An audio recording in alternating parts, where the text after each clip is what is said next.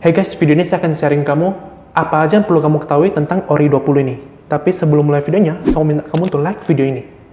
Jadi sebelum kamu mulai investasi di produk ini, kamu perlu tahu dulu. Jadi pemesanan obligasi negara retail ini saat ini udah sering meningkat terus. Jadi sekarang udah masa penawarannya udah hari keempat ya. Sekarang kan saya record ini adalah 7 Oktober dan pemesanan Ori udah menembus sekitar 3,4 triliun rupiah. Fantastis ya. Ramai banget yang borong ini. Dan investor dapat memesan Ori 20 ini dengan minimum pemesanan 1 juta aja dan batas pemesanan 2 miliar. Adapun kuota pemesanan Ori 20 sendiri ditetapkan pemerintah itu batasnya 15 triliun. Sehingga kuota yang sekarang sisa 11,59 triliun ya. Nah, jadi itu pemerintah mengeluarkan produk ini itu tujuannya untuk tujuan produk ini diterbitkan oleh pemerintah, yaitu seluruh dana yang diperoleh dari hasil penerbitan Ori 20 akan dimanfaatkan untuk pembiayaan APBN 2022, termasuk pembiayaan dalam rangka upaya penanganan dan pemulihan dampak pandemi COVID-19. Nah, jadi produk ini selain mendapatkan keuntungan, kamu juga bisa dapat pahala nih kalau kamu ikut investasi ini. Jadi kamu ikut secara tidak langsung, ikut melakukan pembiayaan pembangunan. Nah, kalau investasi kan pasti ada resiko nih, kalian harus tahu dulu. Biasa investasi pasti ada resiko gagal bayar atau default risk, yaitu resiko di mana investor tidak dapat memperoleh pembayaran dana yang dijanjikan oleh penerbit pada saat produk investasi udah jatuh tempo, kupon, dan pokoknya. Tetapi tenang, kalau untuk obligasi negara ini, Ori tidak mempunyai risiko gagal bayar, karena sesuai Undang-Undang Surat Utang Negara, negara yang menjamin pembayaran kupon dan pokok. Kedua, biasanya ada risiko pasar atau market risk, yaitu kerugian capital loss yang terjadi apabila investor menjual Ori di pasar sekunder sebelum jatuh tempo pada harga jual yang lebih rendah daripada harga belinya ya. Tapi, tenang aja, untuk mitigasi risiko ini, investor tidak harus menjual Ori sampai dengan jatuh tempo. Jadi kamu bisa tunggu sampai udah jatuh tempo, udah siap, jadi tuh pokok kamu akan 100% dikembaliin. Dan juga, kamu kalau mau jual Ori kamu tuh pokoknya kamu jangan jual pas harga belinya tuh lebih rendah. Ketika pasar sekunder untuk Ori 20 itu udah lebih tinggi, kamu bisa coba jual. Tapi ingat, kamu harus perhatikan juga biaya transaksi, yaitu 25.000 ya. Kamu bisa kalkulasi untuk lihat sepadan untuk dijual atau enggak ya.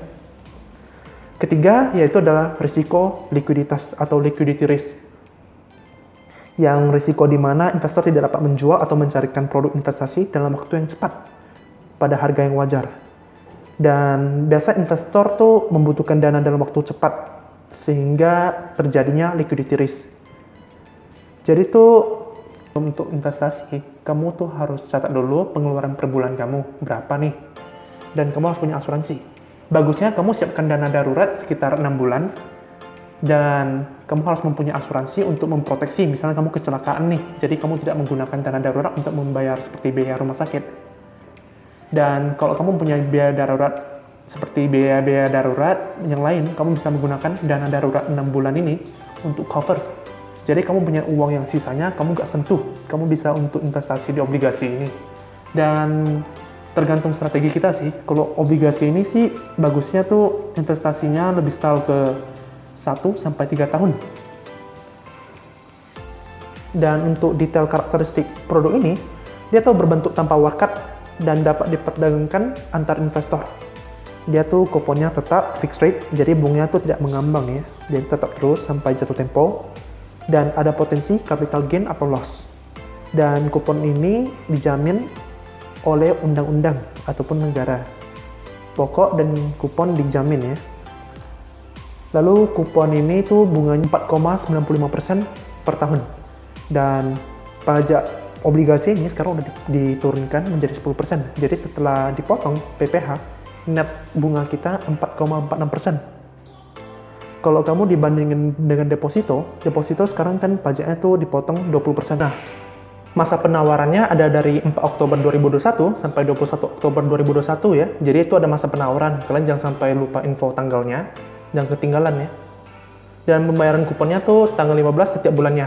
Jadi kupon pertama dibayarkan itu tanggal 15 Desember 2021. Lalu sekarang masuk ke produk ini saya rekomendasi untuk siapa?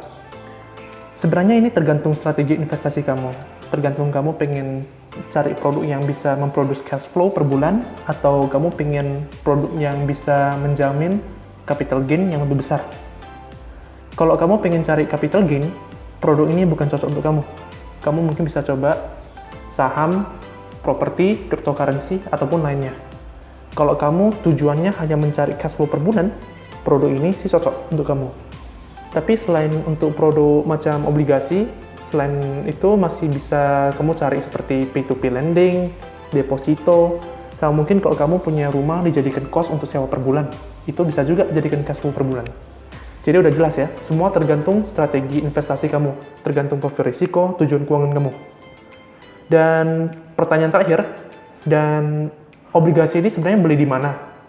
Kamu bisa beli di bank dan juga fintech. Bank kamu bisa pergi ke BCA atau Mandiri. Lalu kamu bisa juga kalau fintech itu macam di Bareksa. Jadi sekian dari video saya. Kalau kamu merasa bermanfaat, kamu bisa coba di-share dan di-subscribe ya. Terima kasih.